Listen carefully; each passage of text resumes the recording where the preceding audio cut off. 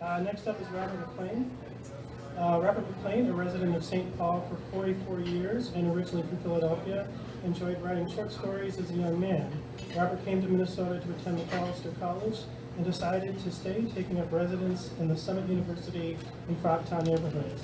His creative writing began as poems and jingles he would make up as alternatives to the ones he heard on TV commercials because none of the people looked or talked like him. Robert expresses creativity through photography, theater, and creative writing.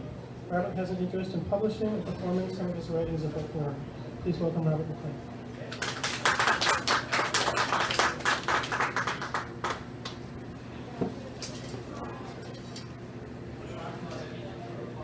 Thank you. Can you hear me clearly? Good. Okay. This story that I wrote for Almanac, I actually wrote for children. It's actually a children's story to try to motivate young people to read more. So it's kind of a fun type story. I hope I read it at the pace where you could appreciate it. If not, I would encourage you to purchase an almanac and read it at your own pace. Because I think you would probably enjoy it more, and actually to read it to a young person, because I think they can relate to it. Once is not enough. Man, we did it. We're in the big leagues now, boy. Junior high. Kevin explained as he and his longtime friends Randy and Chris went on their daily bike ride around the neighborhood. In the late 1970s, these three friends who lived near each other were bused to different schools and had just graduated from Jackson, Benjamin E. Mays, and Webster Elementary schools. "We finally going to get together in the same school," Randy replied with excitement. "I don't know about Highland though," Chris expressed with concern. "Some folks don't seem too happy about us black kids coming into their part of town." "Well, they better get over it, because we showing us coming," Kevin boasted. "And that's a fact, Jack," Randy shouted, giving Kevin a high five. The three were poor, but seemed happy. They lived in the lower income neighborhoods of Frogtown and Selvydale. Randy lived in Hannibal Projects, Chris in Liberty Plaza, and Kevin in Jamestown Apartments, all public housing developments. They played basketball together at the Halleck Brown Martin Luther King Center and football at Jimmy Lee Oxford, West Minnehaha, or Sheffield Recreation Centers. The close friends and blood brothers for life looked forward to attending Holling Park Junior High School together. As they were about to turn the corner from being just kids to becoming teenagers in a new world of adventure and discovery. "Yeah, I wonder why we had to go to different schools in the first place. We live within a few blocks of each other," Chris said. "I think somebody was trying to keep us apart." "Well, it ain't happening," Kevin said. "We blood brothers for life, and I got the cut mark on my finger to prove it." Along with sports, bike riding was their version of real fun. They often went for long rides together, meeting up with friends from other neighborhoods. Kevin, whose bike was a brand spanking new graduation gift, wanted to break it in by riding down a hill he heard so much about in the rich folks' neighborhood. Randy's bike was handed down from his older brother, and Chris's bike was pieced together with parts from garage sales. "You know, two of us might be real brothers," Randy remarked while laughing. He looked bug-eyed at Chris, saying, "I see how your pops was looking at my mom at the graduation party we all had together." "Ha ha ha ha, he was looking at her butt more than anything else," Kevin blurted out. "You better not talk like that in front of my stepdad," Chris said. "Even as a joke, man. Homie don't play that."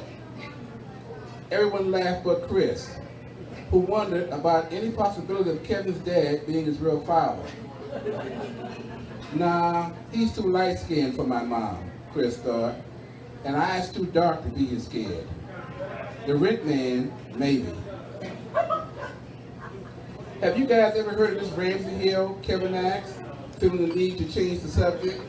"No," Randy said. "What about it?" "I heard it's sure enough steep and fast too. And your speed's about 100 miles an hour," Kevin explained. "Man, that's fast.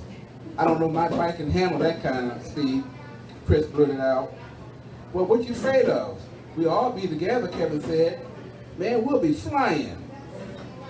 They all shouted in unison, giving each other high fives.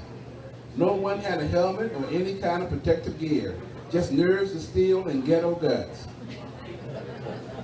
A ride down this hill was said to be both risky and fun. These three 11-year-olds were down for something risky that would demonstrate their passage from childhood to manhood. Well, what if something happens? Like getting hit by a car, Chris said. It'll probably be you with that old contraption that you're riding, put together with chicken wire, super glue, and mixed match parts, Randy joked. Chris put back, last all y'all want, at last my ride, all y'all like, at least is American made. Your bikes and tennis shoes both say made in Japan. Now that's bogus, Randy said. They all pointed at each other's stuff, laughing loudly and uncontrollably. Later one Sunday morning, they met up early at Chris's house and headed towards Summit Avenue at John Arlen Boulevard in search of the notorious Ramsey Hill. When they got there, they sat at the top of the hill in front of the University Club and they saw there wasn't much traffic to be concerned about. Man, that's a long way down, Chris said, but it's wide enough for us to go down together. We should walk down to the bottom and see what's there before we ride down this mohicky-ticky, Kevin said. What's up, Kev? You getting scared, Randy said. No, I just want to see how far down we's going and how I'm going to stop my bike if I can't go all the way, Kevin responded. Then he shouted, hey, let's go down together yelling Geronimo. Okay, y'all ready, Randy said. They all nodded at each other, took a deep breath, and started to pedal. They soon discovered there was no need to continue pedaling because the steepness of the hill took over the control and speed of their bikes. Anyone within hearing range could hear them yelling, Geronimo! Laughing and screaming in each other's own way and praying all the way down.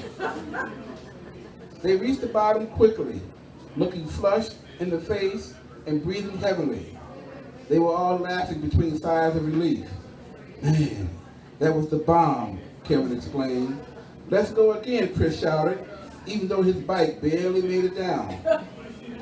Randy, visibly trembling, said, I don't think so. Then Kevin remarked, y'all know I'll try anything once, but in this case, once is more than enough. Now let's get back to the hood before these rich folks call the donut squad on us and run us out of here. They rode off quietly, saying very little. Each sensed that they survived Ramsey Hill, and going to the Highland Park would be nothing. Thank you.